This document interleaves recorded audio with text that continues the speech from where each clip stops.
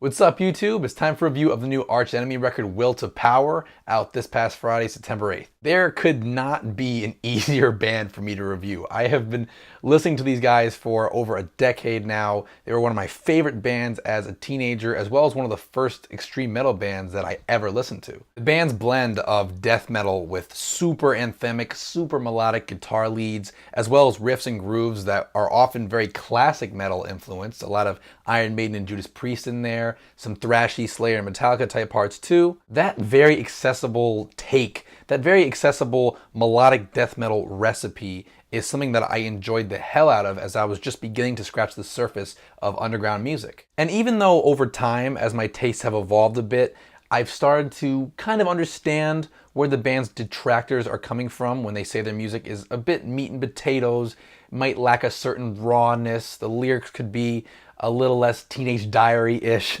Despite all that, this is still a band that I really enjoy. This is a band that I definitely consider myself a fan of. I mean, their last record, War Eternal, was one of the best of their entire career. The injection of fresh blood with Alissa White-Gluz taking over lead vocals, I felt like really re-energized the band, and they just noticeably stepped things up. They delivered some of the best songs and best performances that I've heard from them in many years. Alissa just could not have been a better fit to replace Angela Gossow on vocals, and seeing the band live on the War Eternal tour just confirmed that for me. Seeing songs played like Avalanche and War Eternal, the title track, As the Pages Burn, hearing these songs live just confirmed that they are at the top of their game right now. Couple that with fucking Jeff Loomis, one of my favorite guitar players of all time, taking over lead guitar duties in this band, and my expectations are high for this new record. But right off the bat, Will to Power immediately started to underwhelm me with just the first couple tracks. The intro track on here, Set Flame to the Night, guitar-wise at least, is basically just a less exciting reworking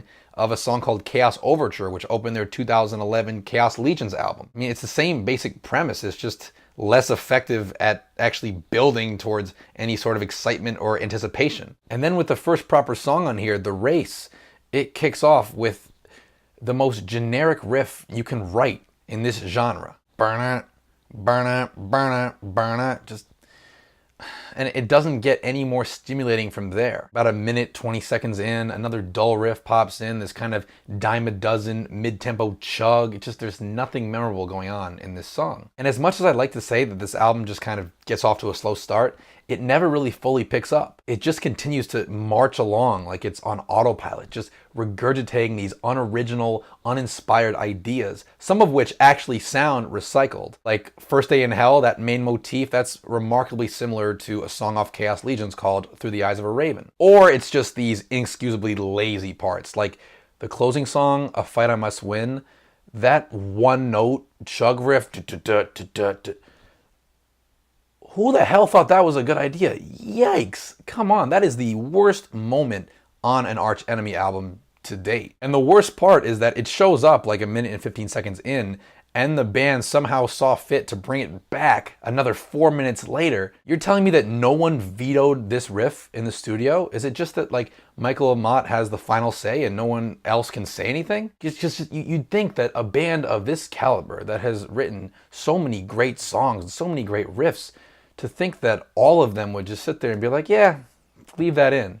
I find that hard to believe. And going back to First Day in Hell for a minute, how about those grade school galloping verses? Just like, talk about something that just takes 30 seconds to write. Jesus. And unfortunately, since this album has very little to offer in the way of top-notch riffs and grooves, the band are constantly leaning on these super sugary, harmonized guitar leads. Which, trust me, there's nothing I love more than just an epic dual harmonic lead. Like, just look at all the bands that I praise on this channel. It's not that that's something that I don't enjoy, but it starts to get a little repetitive and starts to lose its impact a bit when they're constantly leaning on it as a crutch. It almost feels like these lead sections are like supposed to be a substitute for interesting or challenging riffs. And don't get me wrong, there are a couple of sick harmonized leads on this record. Like, I love the one in the chorus to Blood in the Water. That song in general could just fit so snugly onto the War Eternal track list. I also love the harmonized guitars that pop in and out of the chorus to My Shadow and I. That's another standout track on this album. But for moments like these to have a real maximum impact, they have to be used sparingly. And they're not. This record is completely oversaturated with parts like this. Dreams of Retribution, The World Is Yours, First Day in Hell, all these songs feature these prominent, harmonized lead sections that almost feel like at times they're just filling in gaps. And hey, it's cool to have this signature type of guitar lead that just puts that Arch Enemy stamp on these songs. I just found that I was constantly getting hit with like, and here's another neoclassical harmonized guitar lead. You know, it began to lose its flavor very quickly. And something that I've always acknowledged but has never really bothered me quite as much is Daniel Erlandsson's just painfully basic approach to metal drumming. I'm sure any drummers watching can attest to this, that he's technically sound and he is skilled. It's just that his playing completely eschews any sort of, oh, maybe put an unorthodox fill here or a little curveball drum pattern here. It's all just the same. Oh, add the double bass. I know I sound like a retard, but I'm just saying, like, it feels like you could almost just program these songs with a drum machine and you wouldn't really need him. He doesn't add a lot of character or personality, I guess is what I'm trying to say. Like that spot in the song Reason to Believe at like 3 minutes and 40 seconds in where everything drops out and it's just the drums and it's just this Lars Ulrich Black Album groove. Like, that's awful. What, they couldn't come up with a creative transition there, so they just went with that? And songs like A Fight I Must Win and even the verses to the song Eagle Flies Alone, which is probably my favorite track on here, it just started to irk me how elementary and mechanical and just lowest common denominator Daniel's drum parts were. And yeah, this is Arch Enemy's first album with Jeff fucking Loomis, one of the greatest shredders and songwriters that metal has ever seen. And his talent here is completely wasted. Don't get me wrong, I actually still think that he's sick for the role. I think he crushes it live. I think he's a powerful presence on stage with the rest of the members. But on this album, like in the studio, he just feels like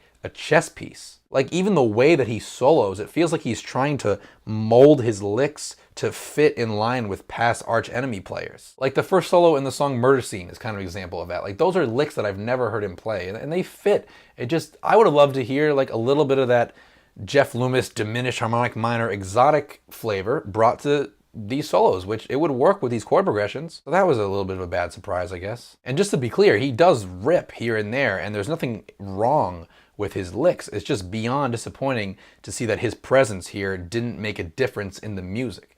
Like Nick Cordell could have played on this record, Chris Amott could have played on this record, and unfortunately it wouldn't have really made any sort of difference. But perhaps the biggest letdown on here has to be that I actually got my #1 Arch Enemy bucket list wish. And that is clean singing from Alissa, who is just such a talented clean singer. And I was over the moon when I heard her lovely angelic verses on the song Reason to Believe. The only problem? Those wonderful verses are then followed up by this impossibly sluggish chorus and just an overall bland rest of the song. What a shame. I will say though that I appreciate these songs' lyrics, which are clearly meant to extend a helping hand to any Arch Enemy fans or any listeners who are fighting depression. I definitely salute that, and I think on paper these lyrics are beautiful. It's just that I'm not into the song. Apart from Alissa's clean singing, I should add, because I really enjoyed her singing on here. I'm really glad they had the courage to do it, and I think anyone who hates on it, like, does that really change the record? Like, is it really like a sellout move or anything? They're utilizing an asset that they didn't previously have. And she hinted on it, and I think it was Avalanche, where you can hear some clean vocals on the last record, and I was just like, come on, just do it, just commit, it's gonna work, and it did work. It's just the rest of the song blew it. It sucks. Even the songs that I like on this album have parts that bum me out. Like I mentioned before, that Blood in the Water is a sick track. It's classic Arch Enemy, only the lyrics are atrocious. They're just like these vague, negative statements about humanity. They use every phrase in the book. Eye for an eye, blood in the water, of course. There's a monster under my bed, ashes to ashes, dust to dust. They just rip through every cliche. Same with The World Is Yours. It's a decent track, but those chorus lyrics really make me cringe. If you want the world, use your mind? Huh? I don't know. My favorite track on here is definitely Eagle Flies Alone, which is a triumphant song and features these soaring melodies, pun intended, and is one of the moments on Will to Power, one of the few moments, unfortunately, where a harmonized guitar lead really has the intended orgasmic effect. But man, I'm disappointed. This is Arch Enemy at the most watered down that I've ever heard them. And, you know, I've been re-listening again and again to their older albums to try to figure out if, you know, maybe it's just me, maybe I've changed, maybe some part of me has outgrown this approach of theirs to melodic death metal. But I don't know, listening back to these albums, there is a noticeable, really a huge difference between listening to Wages of Sin or Doomsday Machine or even Rise of the Tyrant and then listening to this. It seems like there are people who are responding very positively to this record, so I'd really like to hear from you in the comments if you are one of those people. And look, I know most of what I said here was pretty negative, but I still don't like hate this record. It is the worst Arch Enemy album to date. I will 100% stand by that statement, but I could still throw this record on and enjoy parts here and there. And I could still overall just vibe with a sound and a band that I'm just so familiar with at this point. It's not ostensibly bad. It's not like hard on the ears. It's just undercooked. They didn't bring the riffs this time around. They didn't really bring the songs this time around. So I'm just kind of indifferent to it. But of course, I'm still a really big fan, and here's to hoping that they really bring it the next time around. Will to Power gets a 5 out of 10 from me. As always, thanks so much for watching. Be sure to subscribe, leave a comment, or shoot me a message so we can continue to talk music, and I will see you guys soon.